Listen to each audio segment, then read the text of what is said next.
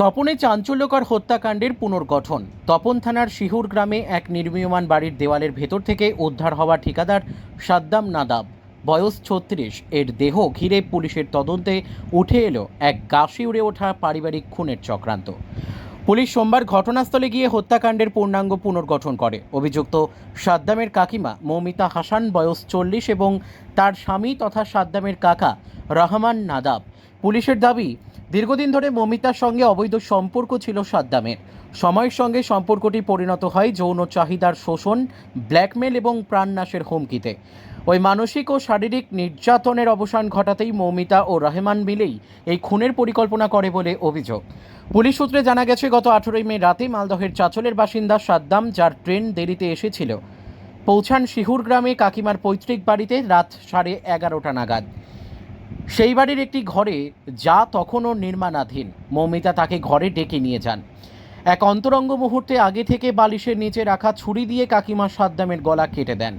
ঘরের অন্ধকারে আগে থেকেই লুকিয়েছিলেন রহমান। এরপর মৃতদেহটি নাইলনের দড়ি দিয়ে বেঁধে পলিথিনে মোড়ে বাড়ির দেওয়ালের গহ্বরে লুকিয়ে রাখেন তারা। আগেই মজুত করা ছিল বালি ও সিমেন্ট, সেই দিয়েই দেওয়ালটি বন্ধ করে দেওয়া হয়। হত্যার রাতে বাড়ির অন্য সদস্যদের পাঠিয়ে দেওয়া হয়েছিল। প্রবল ঝড় ও লোডশেডিং সেই রাতে তাদের কাজে সুবিধা করে দেয়। কোনো সিসিটিভি ফুটেজ ছিল না, প্রতিবেশীরাও কিছু বুঝতে পারেননি। সাদ্দাম তার স্ত্রী ও সন্তানের সঙ্গে মালদার ইংলিশ বাজারের রিজেন্ট পার্ক এলাকায় থাকতেন এবং তার নির্মাণ সংস্থার অফিস ছিল কাকিমার মালিকানাধীন বাড়ির তলায়। মৌমিতা ছিলেন তার সংস্থার হিসাব রক্ষকও। পুলিশ বলছে, সেই পরিচয়ের সুযোগ নিয়ে হত্যার পরিকল্পনা করেন মৌমিতা। 23 মে সাদ্দামের স্ত্রী নাসরিন খাতুন থানায় নিখোঁজ ডায়েরি করেন। 31 মে গ্রেপ্তার করা হয় মৌমিতাকে। জেরায় তিনি পুরো ঘটনা স্বীকার করেন। 5ই জুন ধরা পড়েন রহমান। তবে পুলিশের দাবি খারিজ করেছেন নাসরিন। তার অভিযোগ, এটা আর 5টা পারিবারিক খুন নয়। আমার স্বামী কোটি টাকার ব্যবসা করতেন। ওই সময় তার কাছে থাকা 25 লক্ষ টাকা এখনও খুঁজে পাওয়া যায়নি। এটা সম্পূর্ণ অর্থনৈতিক লোভের খুন। এক তদন্তকারী আধিকারিক জানান, বাইরের কোনো গ্যাং জড়িত থাকার প্রমাণ মেলেনি। এটা নিখুঁতভাবে সাজানো এক পারিবারিক অপরাধ, যার পেছনে ব্যক্তিগত ও মানসিক কারণ কাজ করেছে। তদন্ত চলছে, আরও তথ্য উঠে আসার সম্ভাবনা রয়েছে। Bureau report, crime press Bengal news.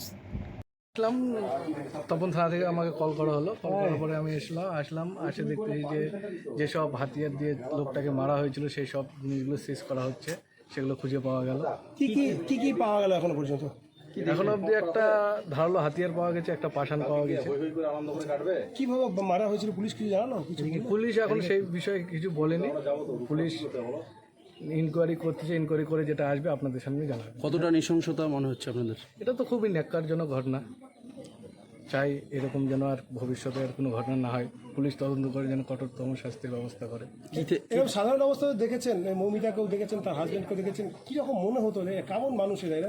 না, সেরকম আগে থেকে চিনতাম, কিন্তু জানতাম না যে এরকম ভিতরে কিছু ছিল। সেটা তো মানুষের মনের কথা বলা যায় না। সে বিষয়ে রহমান কি বাইরে কাজ করতেন?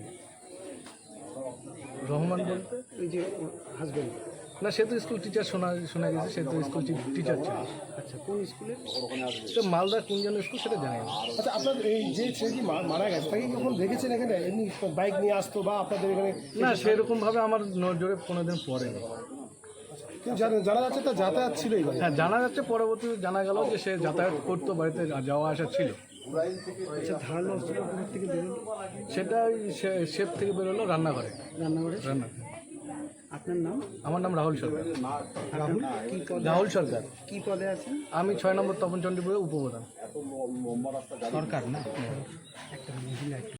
তোমার আমার সকলেরই একটাই পছন্দ, মাদার্স চয়েস।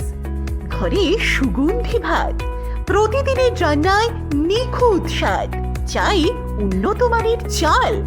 তাহলে আর দেরি কেন? আজই যোগাযোগ করুন ধনরাজ অ্যাগ্রো ইন্ডাস্ট্রিজ প্রাইভেট লিমিটেডে।